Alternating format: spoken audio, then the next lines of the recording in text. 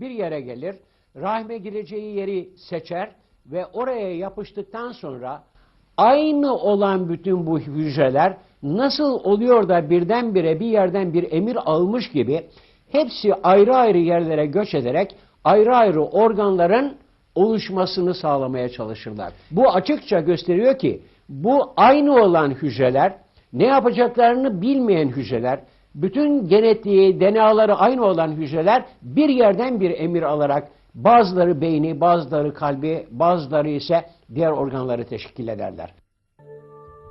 Construction inside the mother's womb goes on unceasingly.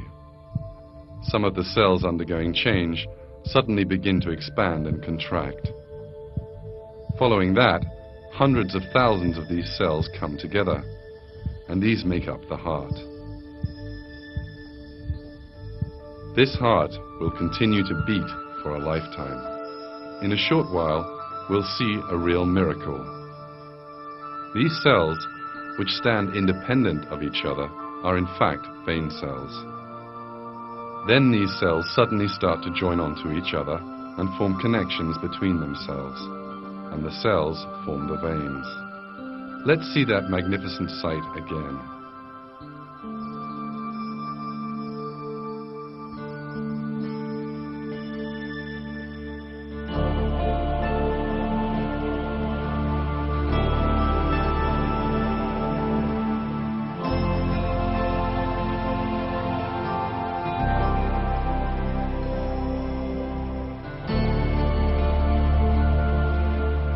How have these cells learned that they have to form a vein? And how can they do it? That is one of the questions that science has not yet found an answer to. The vein cells eventually make a perfect tubing system with no cracks or holes in it. The internal surface of the veins are smooth, as if made by expert hands. This perfect vein system will soon begin to carry blood to every part of the baby's body. The length of the vein network is more than 40,000 kilometers.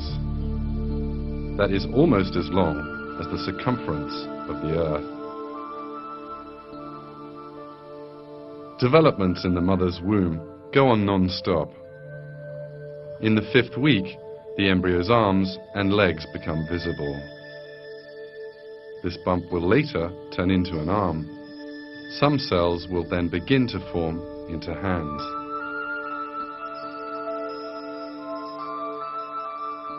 But in a while, some of these cells will do a most surprising thing. Thousands of them will commit mass suicide.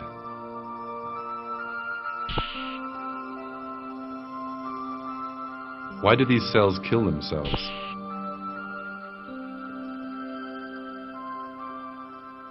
The dying cells perform a crucial function. The bodies of these cells, which die along a specified line, are necessary for the formation of fingers. The remaining cells begin to eat the dead ones, and empty spaces appear in these regions. These empty spaces are the gaps between the fingers. Why do these cells make such a sacrifice?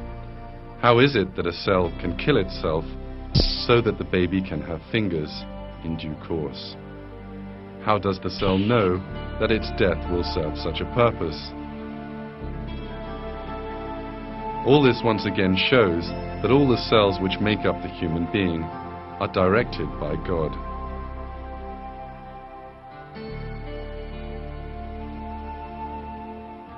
At this point, some cells have started to make legs. The cells cannot know that the embryo will need to walk in the outside world. But still, they make legs and feet for the embryo.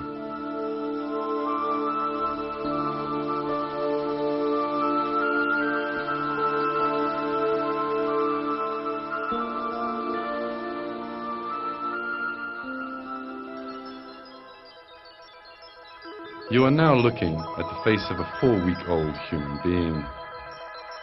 At this stage, 2 holes develop, one on either side of the embryo's head. It's hard to believe, but the eyes will be constructed in these holes. Development of the eyes starts in the 6th week. The cells operate with an unbelievable plan for months, and one by one form the different regions of the eyes. Some cells build the cornea, some the pupil, and others the lens. Each cell stops when it reaches the limit of the region it has to build. And the eye, which consists of some 40 different components, is constructed flawlessly.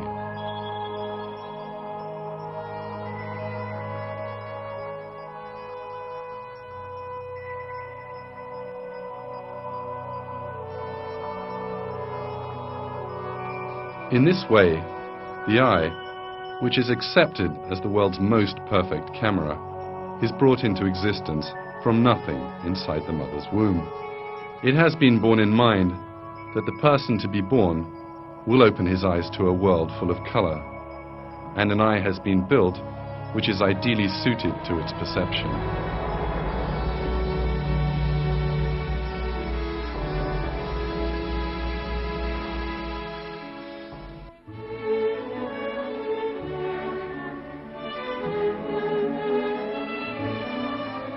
The sounds this as yet unborn person will hear and the music he will listen to have also been taken into consideration.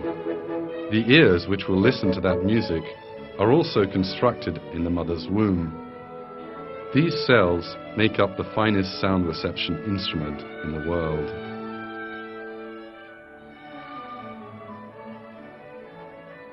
These scenes remind us once more that sight and hearing are in fact great blessings that God has bestowed upon us. God puts it this way in the Quran: "And God has brought you out from the wombs of your mothers while you know nothing, and He gave you learning, sight and hearts, that you might give thanks."